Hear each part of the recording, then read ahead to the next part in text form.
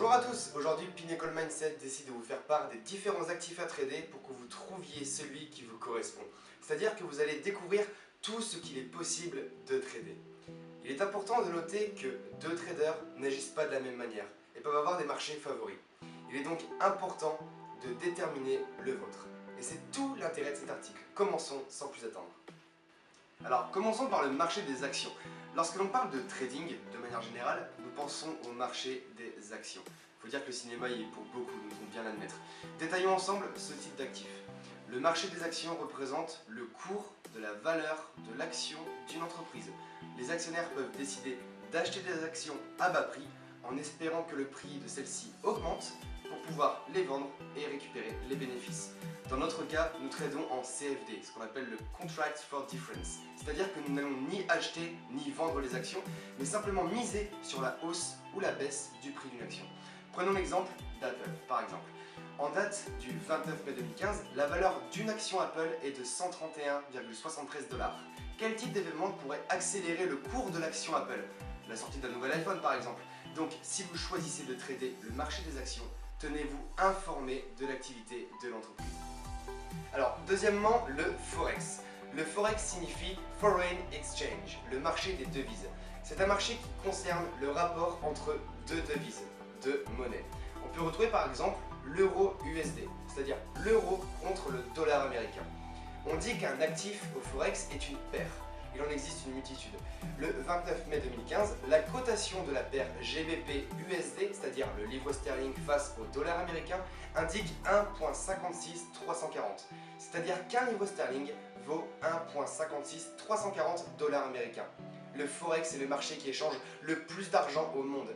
On parle de plus de 4000 milliards d'euros par jour. Alors, troisièmement, voyons ensemble les matières premières. Comme vous le savez certainement, le cours des matières premières détermine énormément de choses sur les marchés d'échange à l'échelle mondiale. Si une matière première devient soudainement très prisée, cela bouleverse immédiatement les exportations de certains pays et par conséquent leur économie et donc leur monnaie. Imaginons par exemple que le cours du pétrole atteigne 0. Ce serait l'anéantissement de nombreux autres actifs. Bien sûr, détendez-vous, cela n'arrivera pas. C'est juste pour que vous compreniez l'importance des matières premières sur l'économie mondiale. Prenons l'exemple de l'or, par exemple, le gold. Nous voyons ici que la valeur d'une once d'or est cotée à 1155,52 $. De forts mouvements sur les matières premières, comme le pétrole, comme l'or, peuvent servir de locomotive pour beaucoup d'autres actifs. Alors, restez attentifs. Très bien. Terminons ensemble par les indices boursiers. Alors, les indices boursiers représentent la santé globale d'un pays. C'est un ensemble des meilleures entreprises de celui-ci qui détermine un certain nombre de points.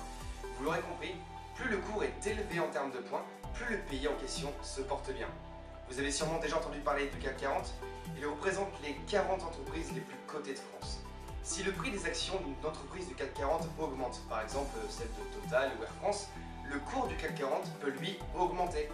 Mais ces entreprises ont besoin de matières premières. Ainsi, si le cours des matières premières augmente, les exportations seront bridées et le CAC 40 pourrait perdre quelques points. Mais ces entreprises, en plus de ça, sont françaises. Donc, si le cours de l'euro diminue, c'est que la valeur de l'euro perd. Donc, les exportations de ces entreprises rapportent moins d'argent. Donc, le prix des actions diminue et le CAC 40 peut être impacté. Et oui, tout se rejoint. L'exemple suivant concerne le cours des 30 entreprises les plus cotées d'Allemagne. Ce marché s'appelle le DAX, ou le GR30. Nous voyons ici que le DAX est coté à 11 530 points. Et il existe une multitude d'indices boursiers propres à chaque pays. Et vous connaissez l'expression « garder le meilleur pour la fin », n'est-ce pas? Eh bien, si nous terminons cet article avec le DAX, ce n'est pas un hasard. Si vous hésitez encore entre tous ces actifs, Pinnacle Mindset vous conseille de trader le DAX. Pourquoi? D'une part, car vous pouvez trouver des formations adaptées à ce marché dans l'onglet boutique de notre site internet. Et d'autre part, car ce marché est très volatile. C'est un marché de tendance qui contient énormément de liquidités.